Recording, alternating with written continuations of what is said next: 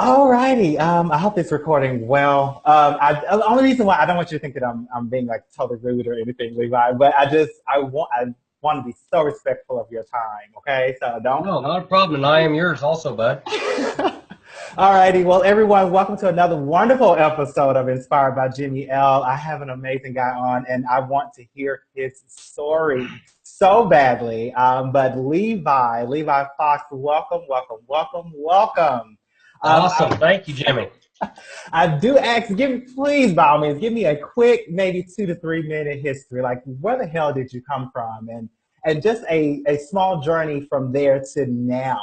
And I definitely want to touch on some bases as to some newfound, I guess, opportunities that you're dealing with right now. Like, that was the whole point of this. Like, I got to know more. But I Yeah. definitely don't want to deprive anybody of your backstory. So what happened? Where did you come from? Well, actually, I come from a small town in southern Illinois. We actually have less than probably 2,000 people in my whole community. I'm not So going come from a really small town. And like a lot of people, I grew up with divorced parents. I had a rough childhood. And through all the turmoil of adolescence and growing up in my teen years, really hit some hard times. Everything from thinking of suicide to running away to losing family members on holidays. I've lost a child. Just a Wow. lot of things that have been in my life that really seem to be inspiring people. So I've just been using my story to go out there and just motivate people. Wow. Like, okay, now, dude, I did not know half of that at all. That is some deep stuff. Character building, definitely, man. Character building. Wow. Like, I mean, that would make even the average person want to just go crazy. Oh yeah, yeah. I was mayor of that town once or twice. So yeah. Well, speaking of that, I saw one of your older videos. What, not that old, but you're talking about, I guess, officially writing your story. hmm How is that coming along? Actually, I haven't started yet because I'm actually trying to finish my eighth children's book right now, and I've always been wondering what am I going to do when I get done writing this children's book. Okay. Do I want to go into another children's book, or do I want to do something different? And I started having a lot of people through groups and interactions and connections that I've been making have all heard the whole story of what I've gone through, and they're like, "Man, you have got to stop and write a book." They're like, "You're robbing the world of your story. Someone needs to hear it." So I'm I like, second that motion. "Yeah." So Like, I just said, man. "Yeah, I'm going to do it." So I'm excited. Okay. Well, since I didn't know all of that, I've got to ask. So, like, your mindset, because I know that obviously to be to a place where depression is what I'm going to call it, but obviously to be to that place where even remotely thinking about suicide, like that has to be a really, really, really, really deep place. And I hate to say, I don't hate to say it, but I can't relate to that. hmm But what my question is, your mindset transitioning from that to where you are now, like what triggered a shift? That's what I want to know. Well, I always tell people, Jimmy, that I'm 38 years old, and for 36 years of that life, right here went down one path that I was no good, that I could have my dreams, but I could never achieve it.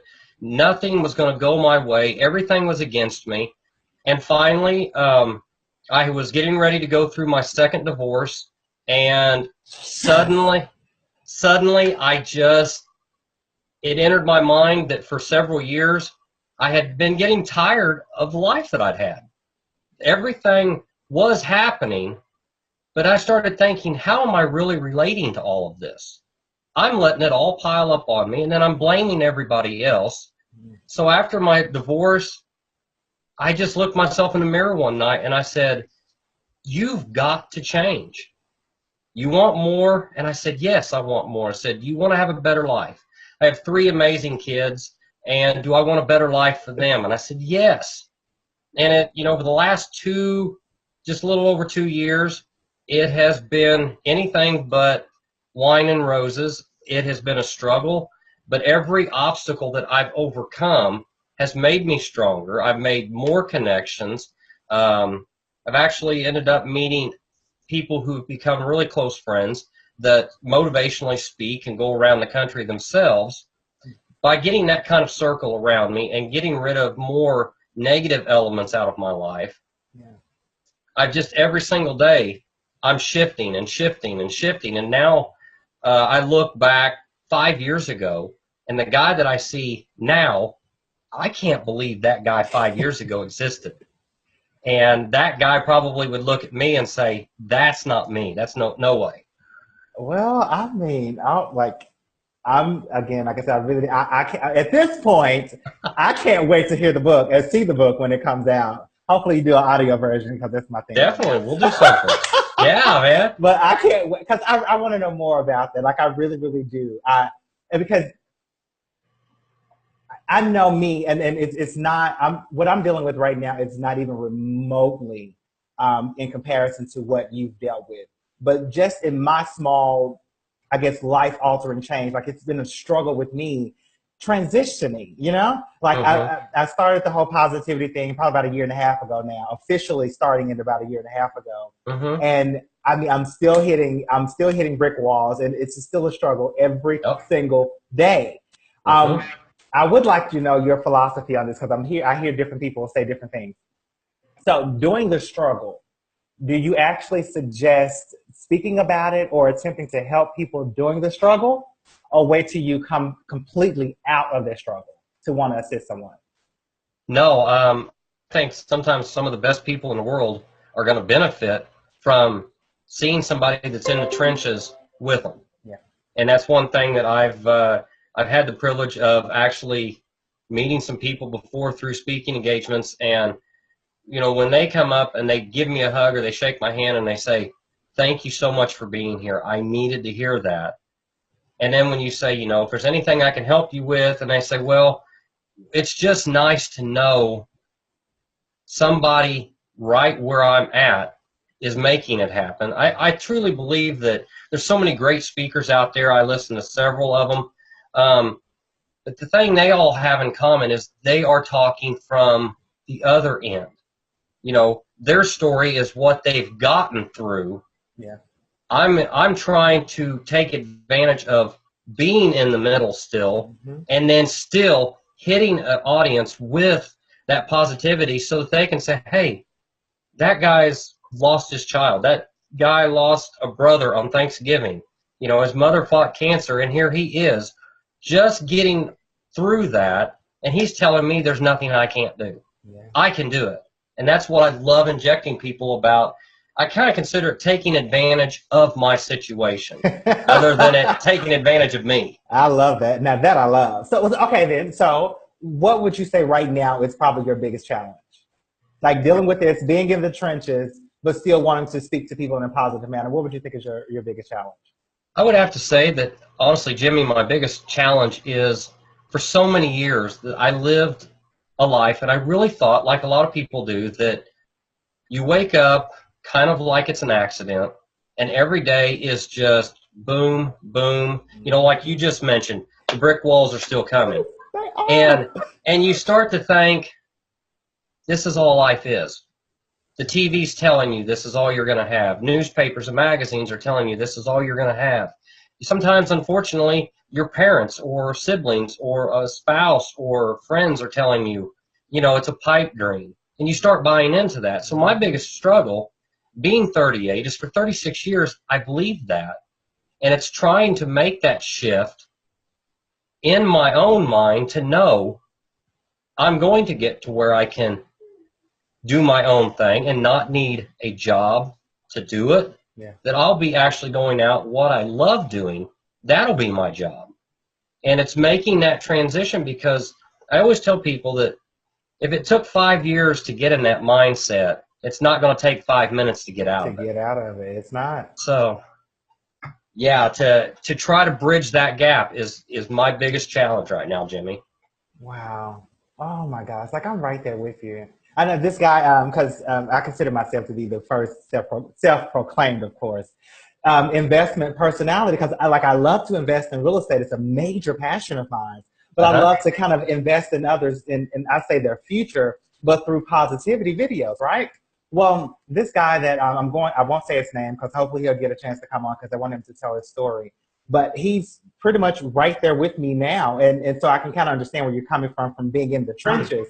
But he's right there with me now. He's like, Jimmy, literally, oh my gosh. But he's like, I've maxed out all of my credit cards. He was like, I'm at the end of my rope dealing with real estate. I just know that this is my passion. I know that this is where I'm supposed to be. And I'm just constantly flooding money into it. And thankfully I have a wife that could, that can support them. And again, that's his story. And I'm like, I'm right there with you. Like, oh my gosh. Like, I was like, I'm right there with you. So, I mean, and that makes a difference because he's one of the first people that I've ever heard speak about going through it while they're going through it. And so I really find it interesting to see people's different mindset when they're kind of going through or wanting to talk about it after the fact. So that's pretty cool. Yeah. So on your children's book, this is your 8th book? Yep. This is my 8th children's book. How the hell did you start the first one? I was like a lot of people.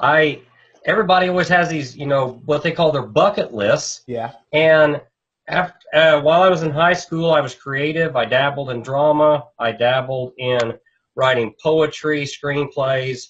And I always thought it'd be awesome to write a book and make it about animals and have them talk and be in adventures and stuff. But for a couple of years, I didn't do anything. I literally believed I really couldn't. And it was after my first son was born. He's now a freshman in high school. And when he was born, I was up late with him every night. And he started sleeping in patterns. So instead of me being able to go to sleep, I said, he's only going to be asleep an hour and a half. There's no sense in me even going. Oh. Let me cut this off. Levi, are you there? Let me cut this out here.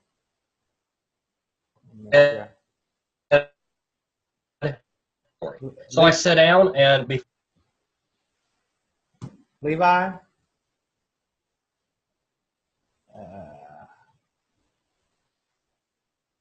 No. Levi, I'm right here. Can you hear me? Okay. I had to cut out some background noise. I had Facebook going in the background, so I had to disconnect it. Let me see, and it just froze again.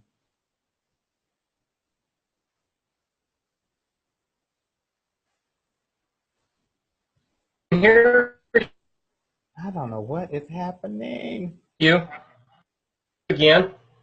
Okay, there he is. Okay. Yeah. All right. Okay. So, and it just froze again.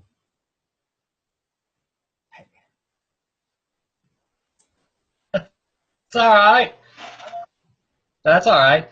But I immediately had an idea, and that idea turned into book 2, which turned into 4 books. And then from then on, I just kept writing. And see, that is so awesome. Like, I'm not going to lie to you. Like, that is flat out, like, because even I get in my own way, sometimes.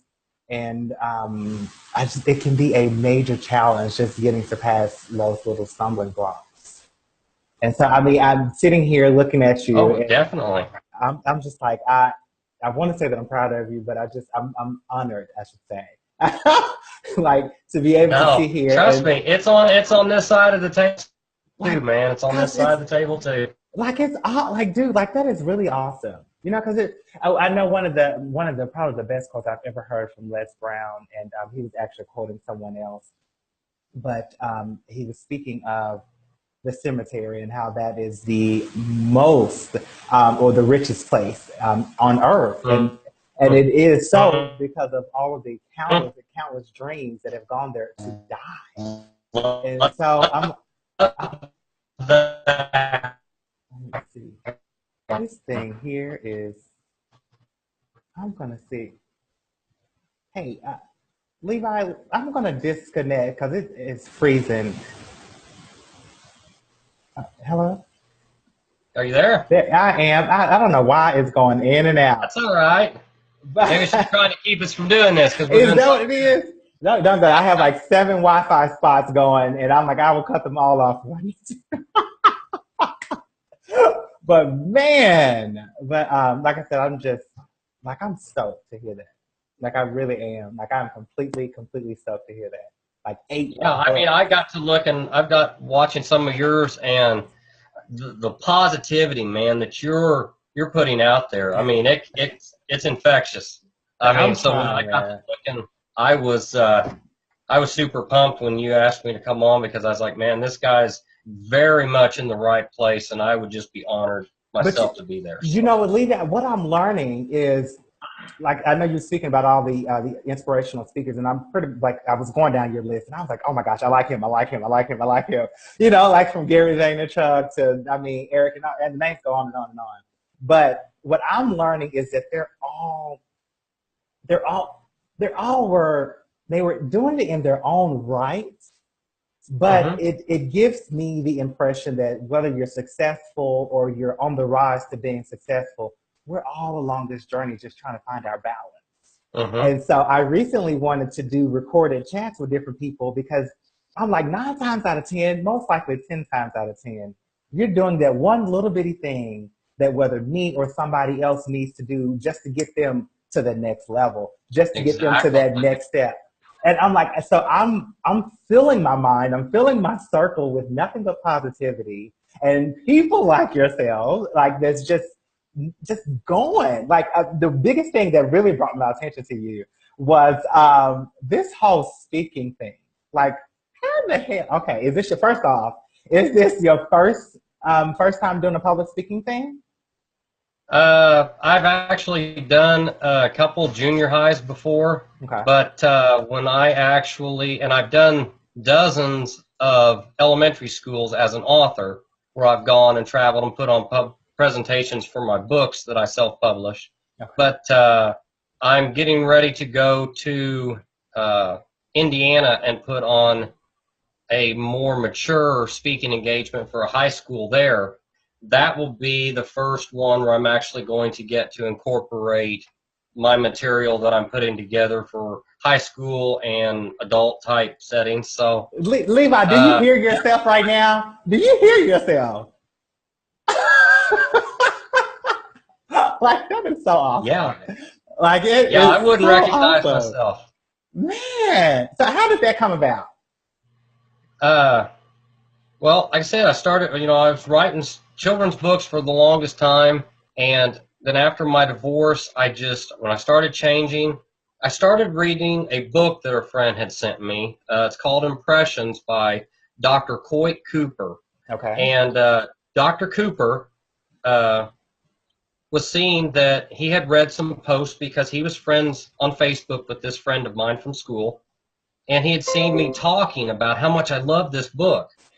And so one day I come home from my old job that I had and on lunch, and I had a friend request from Dr. Coit Cooper on Okay. Facebook.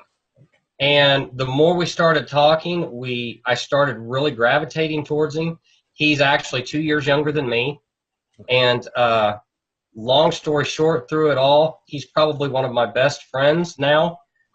Me and my oldest son, we went and caught a TEDx event that he did in Columbus Wow. last month, and my son is now friends with him on Facebook and following his strategies and ideas. And I mean, my whole circle changed from meeting Coit and some other people that I've met through Coit, Hmm. and they all kept telling me, "You've got this story to tell. You're writing children's books, which is great, but you're not telling your story." And I'm like, but there's always people out there that's got so much worse than me. And they're like, you're not listening. They said, think of somebody who cannot speak at all and Hmm. imagine how much they make. And I'm like, okay. They said, you can already do better than that and make that. And also, there's people out there that, regardless of your story, someone in every audience, this is what got me when they said, out of your whole audience, somebody needs to hear you that day or that night. Mm-hmm. There may be people that are going to say, yeah, he's not any good, or, well, he's not Eric Thomas. No, I'm not Eric Thomas. I didn't grow up like Eric. You know, there's only one E.T. I mean, if I had $1 for every hour I've listened to that awesome guy every night, I it'd be great. know, I know. But yeah, that's how I got into speaking. So I thought, okay, so I'm going to do this. So I sat down and I started redoing my blog site to not only say I was a children's author, but okay, I'm going to be a speaker. And I remember going, oh my gosh, how am I going to do this? I can do this. I can do this. And then it finally came to about a year and a half ago. My son was still in junior high then, and he was talking to one of his teachers. He says, man, my dad's got this amazing story to tell. And the teacher contacted me and said, we would love to have you come speak to the junior high. Mm-hmm. So I remember being in the bathroom, you know, and you're going through the emotions as they're calling all junior high students to the gym, and they're coming for me. And I'm sitting there and I'm breathing heavy, and I'm thinking I'm going to get sick, and I'm thinking, oh my gosh, what happens if I drop the wrong shoe or something, you know? And when it was all over, and I had two girls waiting to shake my hand, and one girl hugged me and said, I needed to hear that. And I mean, right then, I wasn't paid for doing that, but, you know, if you listen to Eric, a lot of what Eric tells you is, you're already struggling, get a reward from it. Yeah. And when I did that, and I said, every time I do these, I'm a little nervous, but I start thinking about what is hidden on the other side that's going to be given to me once I get through it. So that's how I started, man. Man, that is awesome. Like, I don't even know of any other word right now that can describe that. But that is freaking awesome. Like, I've never really had a goal to do something. Like, initially, I did not have a goal to do anything like this, or even public speaking whatsoever. But I mean, life has an amazing way of just pushing you toward where you're supposed to be. You know, and that is, man. Well, Levi, I mean, I really do mean this by every breath in my body. If you truthfully need anything from me down here in Tennessee, whether it's promoting or even if it's a damn conversation, I really don't care. Please, by all means, give me a call or whatever. Message me on Facebook. Like, I really don't care. Like, because I'm all about helping and anything that's positive. And my mission personally is to just make sure people know that they have an option. A lot of us grew up and just knew in our minds that we didn't. And the reality is, from stories like yours and even halfway of mine, and we have options. I mean, you have an option. You can do whatever you want to do. You know? That puts us in the top 5% of the population, man. Does it? Wait a minute, does it? Yeah. Man, oh my gosh. Well, like I said, Levi, I'm not gonna hold you. I wanted to just really touch bases with you, and I'm really excited about that story to come out. So if people do want to get a hold of you, how can they get a hold of you?